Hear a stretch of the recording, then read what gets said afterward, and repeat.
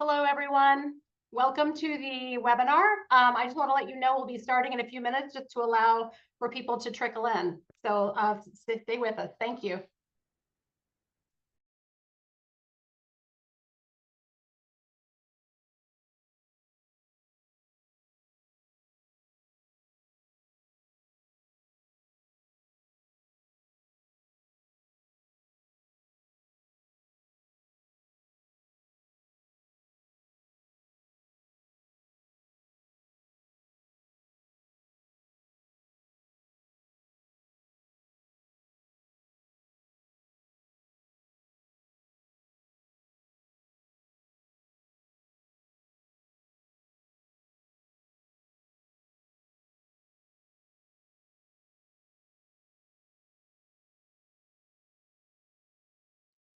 Hello, everyone. We're going to get started in just a few more minutes. We're seeing some more people still come into the webinar. So look forward to talking with you shortly.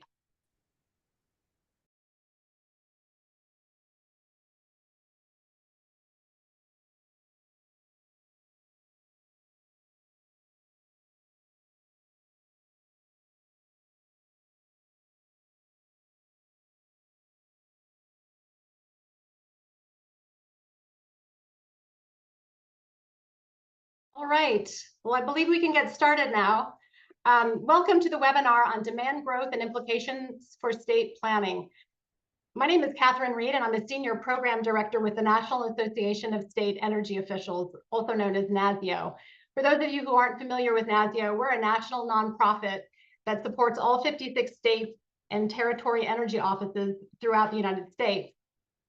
And we serve as a resource for and about state energy offices on a wide spectrum of energy topics through a variety of means. One of the ways we do this is through events such as this today. We host regional and national dialogues on emerging energy issues like this event today. And we've also established standing committees, task forces, and working groups on the broad spectrum of energy topics of interest to state energy offices. Next slide, please. So though today's topic is likely of broad interest, this webinar today is intended to support the NASEO Electricity Committee. And just so you know, the Electricity Committee convenes state and territory energy offices and affiliate members for discussions and exchanges of best practices and peer learning on electricity issues. So we focus on issues such as transmission and distribution planning, integration of clean generation resources at the distribution and the bulk power level, interdependencies with other sectors such as transportation, buildings, oil and natural gas. And we also focus on the resilience of the electrical grid. I also want to point out and give a shout out to our Electricity Committee leadership team who are listed here, representing energy offices from throughout the country. They provide guidance on the priorities and topics for NASEO's electricity program. And I'm pleased that two of our members of that team are going to be serving as panelists later today. Next slide, please. So the topic of growing electricity demand continues to dominate the energy world. So we're really excited to bring this webinar to you today. We will have, here's just an overview of how the webinar will unfold. We have two presentations. So two speakers are here today that will join us to share their respective research and findings on this topic and from their recently published report. And then we will also have a state roundtable discussion with as I mentioned, two representatives from the Electricity Committee leadership team who will provide sort of a state perspective on how states are sort of interpreting these trends and how they're responding to them. After that point, we will have Q&A, and we invite all of you participants today to put your questions into the chat. We will have all of the questions and answers at the last fourth of the webinar will be open for discussion, and we'll bring all panelists back and we'll allow you all to ask questions of the panelists and bring up comments. So just a real quick housekeeping reminder.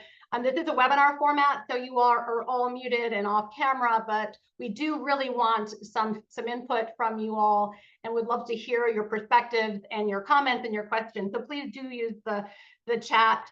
And if you have something that we don't get to, we will definitely follow up with you following this event.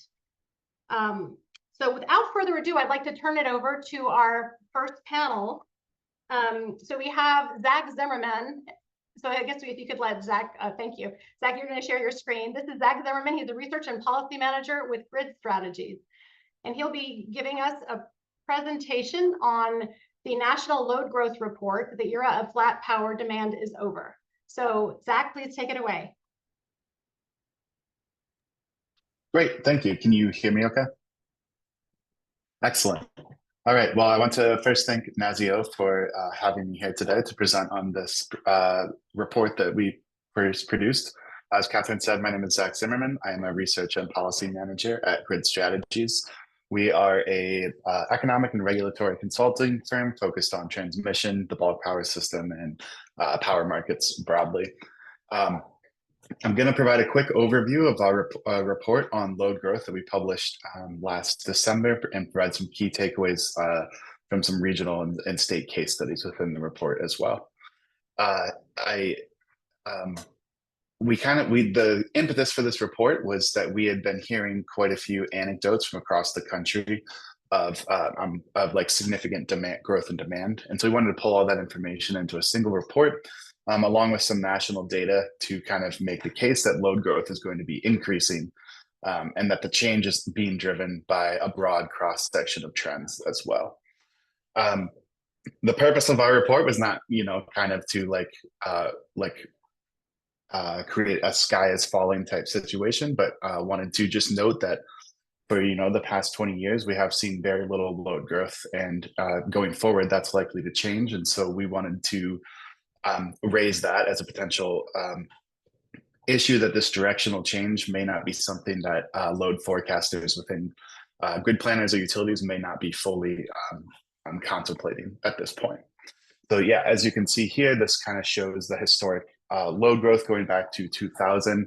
It's relatively flat, and we haven't necessarily seen the load growth that is being projected yet, which I can get into a little bit when we talk about some of the regional studies. But going forward across the board, we do see significant increases in load. So I'll just give a quick summary of the high-level takeaways from the report. This slide shows kind of the high-level findings. So we used data from FERC filings in 2023 to show that the nationwide forecast for electricity shot up from 2.6 to 4.7%. Over the next 5 years. This is about 38 gigawatts of demand through 2028. The one point we want to note is that this is likely an underestimate as well. As we were putting this together, we found that many utilities were adding additional gigawatts to their load forecasts or updating their IRP forecasts to show even higher growth than what had been filed in these reports to FERC. Some of the main drivers we found are investments in new manufacturing, industrial, and data center facilities. And I'll go into more detail of that on the next 2 slides. As a transmission-focused consulting firm, the one thing that we do want to highlight is that there is going to, all of this load growth is going to require rapid planning and construction of both new generation, but also new transmission. The US has installed very little high-capacity transmission in recent years. And so expanding transmission capacity is going to be a key, and particularly expanding interregional transmission capacity is going to be a key for maintaining reliability going forward. So as I said at the beginning, one of the things we wanted to note is that there is pretty broad cross-sector growth in load. It's not just driven by one particular category, though, as you can see, data centers and industrial facilities are the things showing up the most right now. And this is also what's been kind of driving the shockingly large increases in some of the short-term growth forecasts that we're seeing. So across 7 of the 8 regions, data centers are driving load growth, and 6 of the 8 new industrial facilities are also contributing to load growth. There was a lot of discussion, about other future areas of load growth, but we tried to stick with what was being cited in some of the actual planning documents that we looked into. This doesn't mean that growth might not show up, particularly within hydrogen or electrification. But in the case of electrification, we tend to see that showing up in planning reports in the early 2030s. and our report really only looked out to the end of the 2020s. Taking those first two key drivers of load, industrial manufacturing load and data centers. For industrial manufacturing, the US Department of Energy has shown that over 200 new manufacturing facilities for transportation, clean energy industries have been announced since the passage of the Inflation Reduction Act. These facilities represent almost over 100 billion in new investment. And they're concentrated largely in three areas. We particularly see it in the Southeast, especially Georgia and the North and South Carolina. Within MISO, particularly in Michigan and Indiana, though some in southern MISO as well, like Louisiana. And then in the Southwest, in Arizona and Nevada. One of the interesting things that we saw is some of the near-term load growth that's associated with these facilities is showing up in some planning documents, like the Georgia Power IRP or Duke Energy's IRP in North Carolina. But some of this load growth has not yet appeared really in MISO or Nevada's load forecasts. Something to note. Moving on to data centers. This is obviously, I think, one of the hottest topics at the national level when talking about load growth and energy. Currently, data centers consume about 2.5% of US electricity, and Boston Consulting Group estimates that could rise to 7.5%. I think some people still even think that 7.5% may be an underestimate, but data centers are certainly going to be a significant driver of load growth for the next 10 years.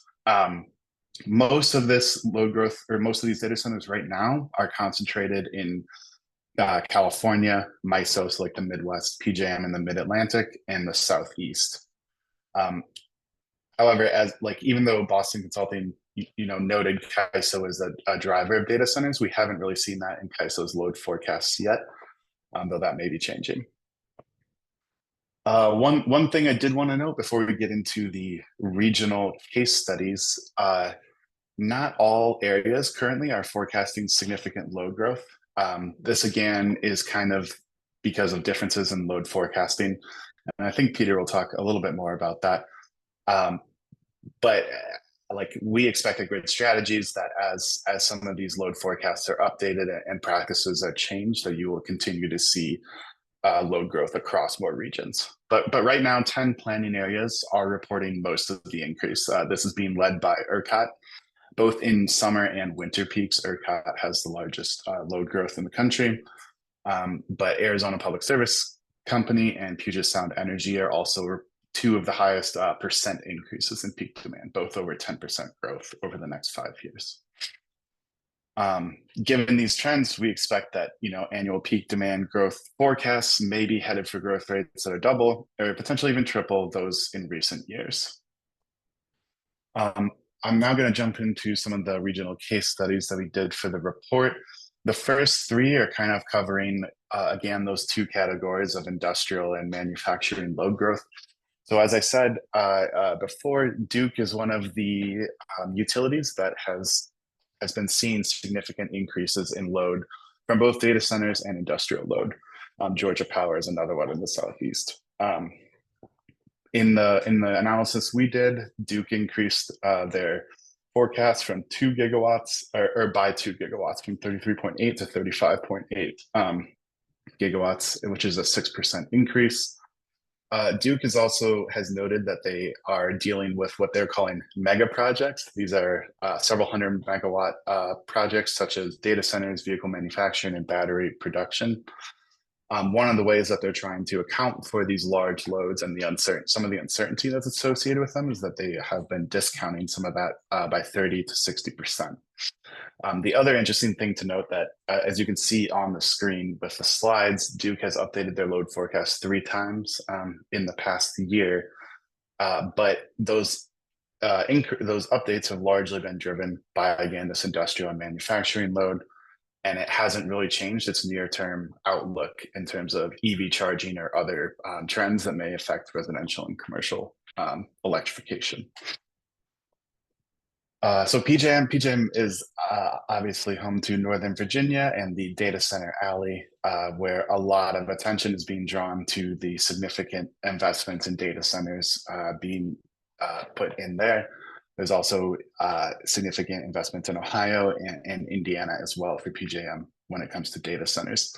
So I wanted to include this slide here just to kind of show how quickly these forecasts have been changing in some of these regions. So the blue line is the historic forecast or the historic peaks from PJM, and then you'll see the light blue 2023 load forecast increase, and then the 2024 increase is even more significant. This is, again, almost entirely driven by unprecedented data center load growth. And so both PJM and the utilities within PJM are rushing to try to address these things. And I'll talk about I'll talk about AEP in a little bit and one of the things they're doing to work on this data center load growth. Another way that this industrial and data center load growth is showing up is through, in NASEO, what's known as expedited project requests. So these are transmission upgrades that are required, but they're outside of the normal planning process because they need to happen much more quickly to get large loads on. You can see here that on the furthest right chart, the expedited projects requests have quadrupled since 2020 and almost doubled since last year, from 2022 to 2023. The MISO's executive director of transmission planning has attributed this to commercial loads, data centers, hydrogen facilities, and other industrial manufacturing loads. So getting into some other drivers that we've seen of load growth, looking at Arizona Public Service, their planning area forecasted a almost 11% increase in the 2028 forecast, and APS itself has said, Arizona Public Service has said that the existing transmission capacity may be consumed before the end of the decade. So they're expecting significant load growth. A lot of that is still being driven by data centers and manufacturing, but it's interesting to note that Arizona Public Service also highlighted that significantly higher temperatures are also a driving factor of peak demand because of the additional need for cooling. So that's one example of kind of the rising extreme temperatures being included into load forecasts. This is certainly not the norm across the country, and something to keep an eye on. Portland General Electric was also another utility that included these extreme weather events within their load forecasting. Lastly, I wanted to highlight CAISO. Even though data centers didn't show up in CAISO, one of the things that they did include was electrification. CAISO was one of the regions that really highlighted that the electrification of transportation and building sectors was one of their key drivers for load growth over the next 5 years.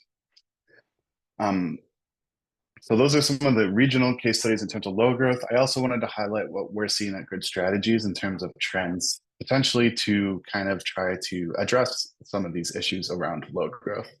So this slide here from SPP shows they have several different load forecasts that they use for various planning. One is for resource adequacy, and the other is for transmission planning. And there's a significant gap between the two load forecasts. This in and of itself isn't necessarily a bad thing. You can have different load forecasts for different reasons. But the issue that SPP notes is that a lot of the underlying assumptions are very different for these two load forecasts. And so one of the things they're going to work to develop is a single load forecast, which they can then modify for various planning purposes. As I mentioned, AEP Ohio is one of the utilities within PJM that's also dealing with significant data center load growth or load growth from data centers. And so 6 years ago, this looked very different for AEP. They actually applied for a rate discount for an Amazon Web Services data center. At that point, when load growth wasn't as high, they were more hesitant to make some of these large investments around data centers. Now, this past month, AEP filed new tariff changes, mostly focused on requiring additional financial commitments from data centers and crypto mining to kind of increase the financial or kind of decrease the uncertainty that's associated with some of these large loads and looking for like the best place to interconnect. So they required these 10-year contracts and greater financial commitments for these new data centers. And then ERCOT is the other one. So as I mentioned, ERCOT has some of the highest load growth in the country, and it's been sustained for a couple of years now. One of the things that they changed was they allowed potential new loads to be studied rather than just the ones that had signed agreements. So this actually increased projections in load growth significantly, and the queue jumped up to 37 gigawatts from 7.4 gigawatts because of this. Though some of that is speculative and may not occur. And then ERCOT has also been working on some additional requirements for these large loads to interconnect, including demand response and some ride-through requirements. So ERCOT is still working on finalizing those changes, but it's something to keep an eye on. And I believe that's the end of my slides. So thank you all again for letting me come and speak, and I'll turn it over to Peter, I believe. Thank you so much, Zach. That was really so helpful to sort of set the groundwork. And so I'd like to turn it over to our next speaker, Peter Fox-Penner, who serves as Chief Impact Officer of Energy Impact Partners, as well as Senior Advisor with the Brattle Group. So he'll talk about the results of this. I do want to mention to everybody who's on the call, these are being recorded and slides will be available following the event. And I just want to make sure you know that, because there's some really great information here. So I'll turn it over to you, Peter. Thank you for being here. Thanks, Catherine. And thanks to NASEO for having me.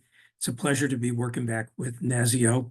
I have to give a shout out to Jeff Genzer, who has gotten me into more trouble with NASEO than everyone else put together. I see he's on the call. But unfortunately, for better or for worse, I cannot blame Jeff for any of this presentation. All errors are mine. Couple of quick thoughts before I start. First of all, Zach did a great job of presenting a lot of information. By the way, sponsored by the same Clean Grids Initiative which sponsored our work.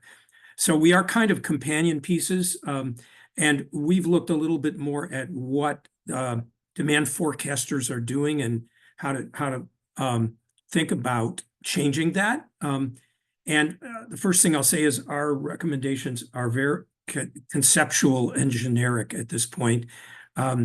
And I wish they could be more specific and more tactical.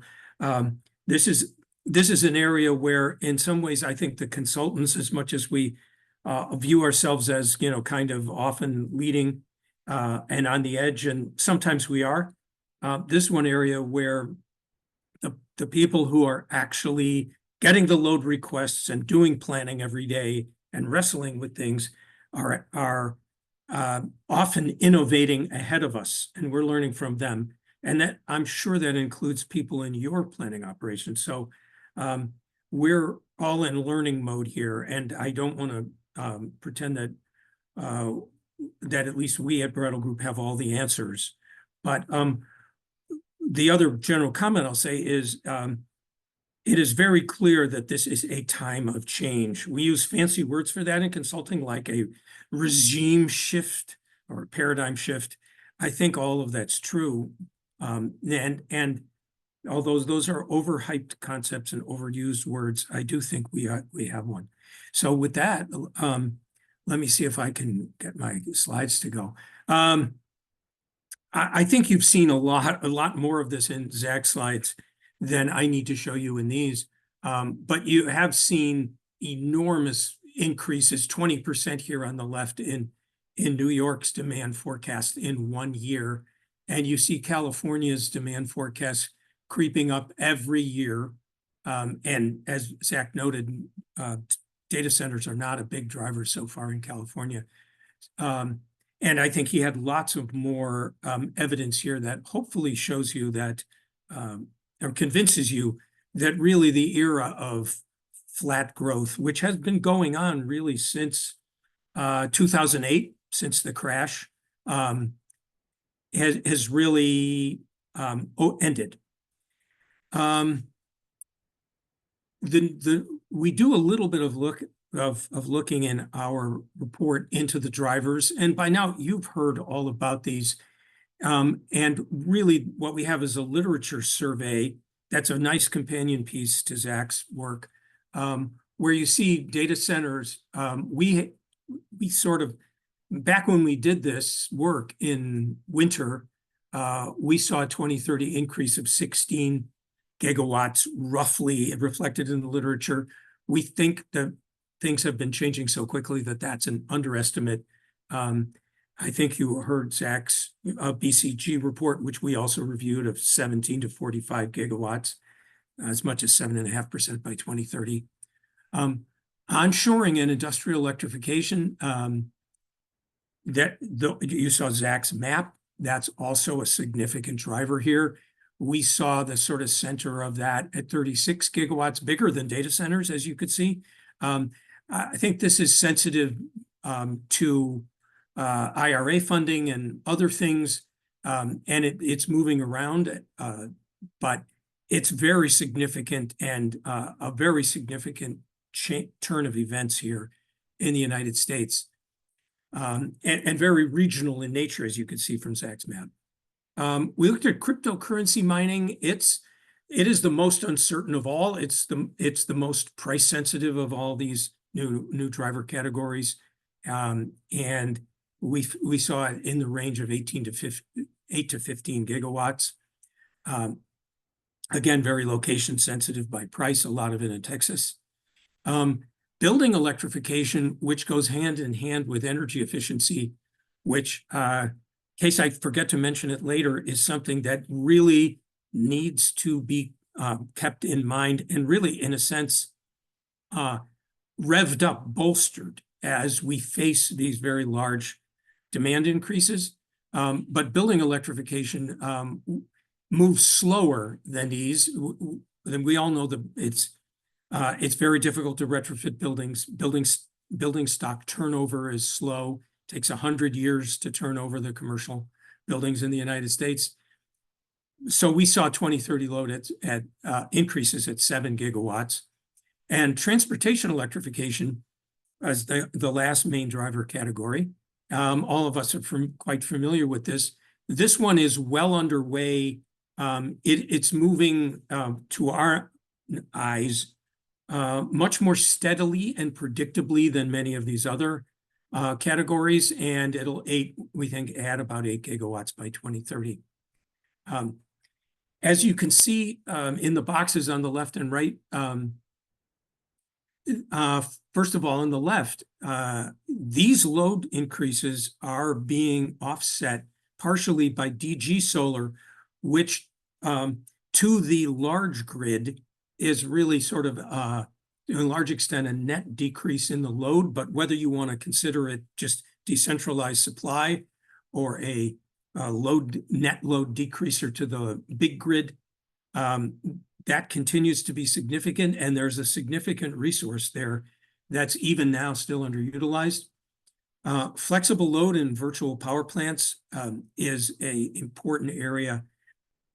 We all know it's growing, and flexibility is especially important with these large loads going on. You saw that Texas is now requiring that of data centers, information on it.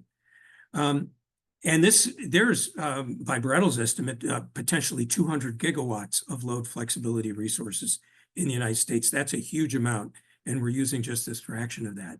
And then finally, energy efficiency, which I mentioned earlier, which could offset a significant fraction of this if we utilized our full resources.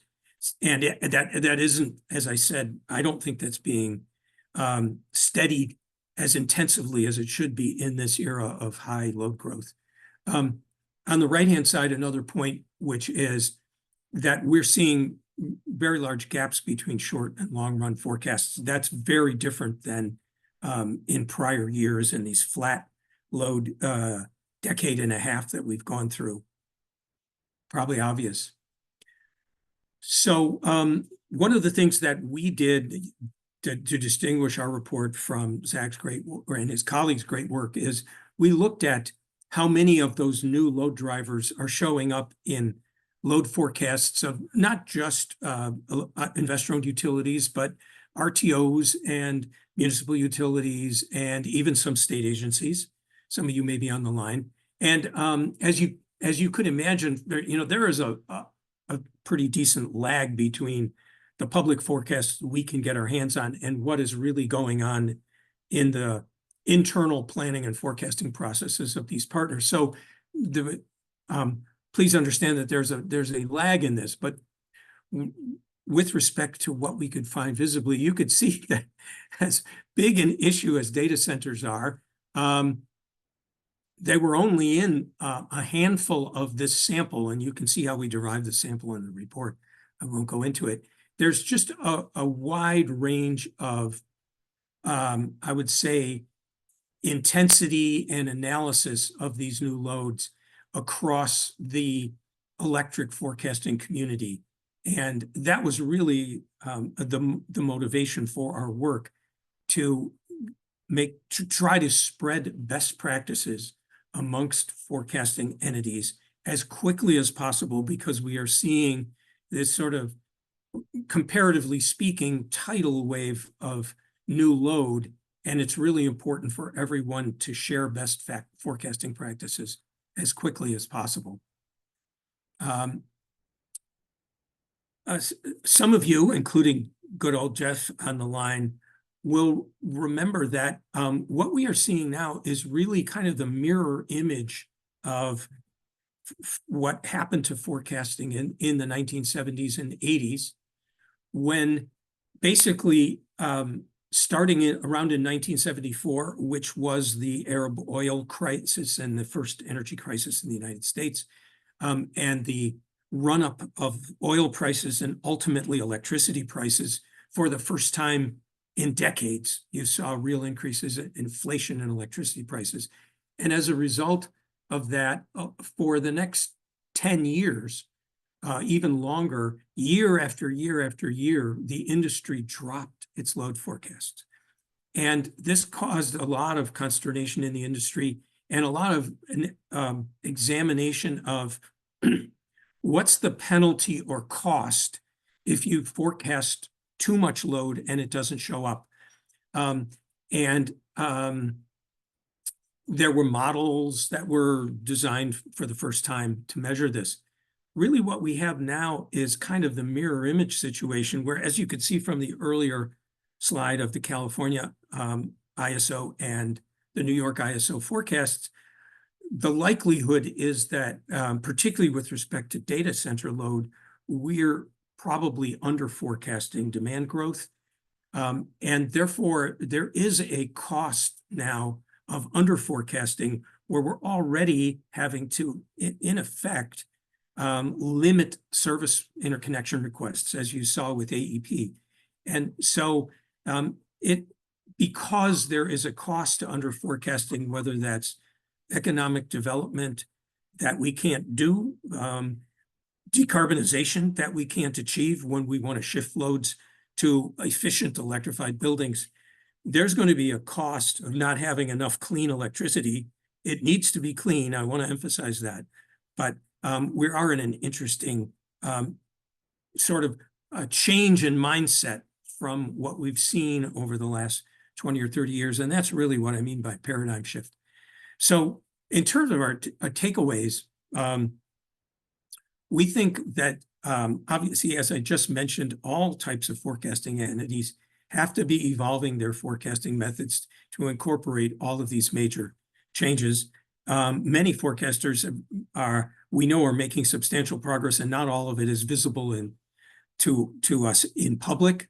But I think there's still a long way to go in improving forecasts, whether they are state level or IOU or municipalities, and a lot of sharing that needs to be done.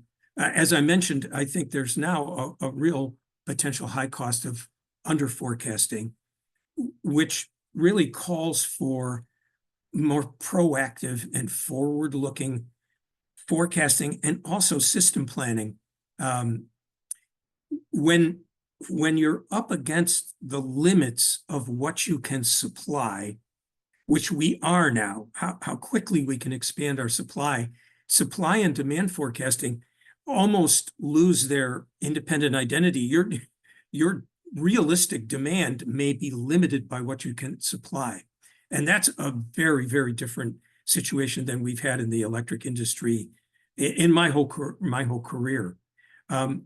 So some of the changes that need to be done, I think, to the planning process overall are much longer, forward-looking, proactive planning, which also allows for planning and, for building in advance of load, which is, again, an idea that has really been people have been reluctant to embrace that idea for a long time, understandably. We need to incorporate the full effects of demand-side resources, including flexibility and non-wires alternatives. It's not just a nice to have, and it used to be, oh, well, we'll get around to that when we could, but now with these high demand increases, these become very, very important resources. And it's also really important to optimize the usage of our existing resources and infrastructure via the adoption of grid-enhancing technologies, reliability assistance schemes. There is a much broader suite of tools that we can use to expand the throughput on our system and the net productivity of our system, from energy efficiency all the way to building new interregional lines, which I completely agree with Zach are going to be absolutely critical. And there's never been a time, I think, where we need that full suite of tools on both the demand and supply side more, and therefore that calls for a more robust planning process, a more forward-looking planning process than we've been using. So with that, I will look forward to our state roundtable and the Q&A section. Thank you very much. Thank you so much, Peter. I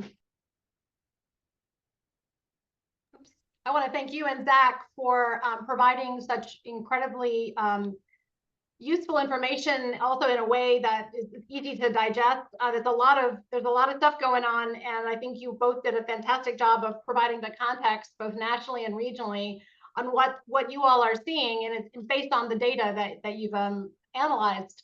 So, sort of as a complement to that, we're so pleased now to be joined by two members of our electricity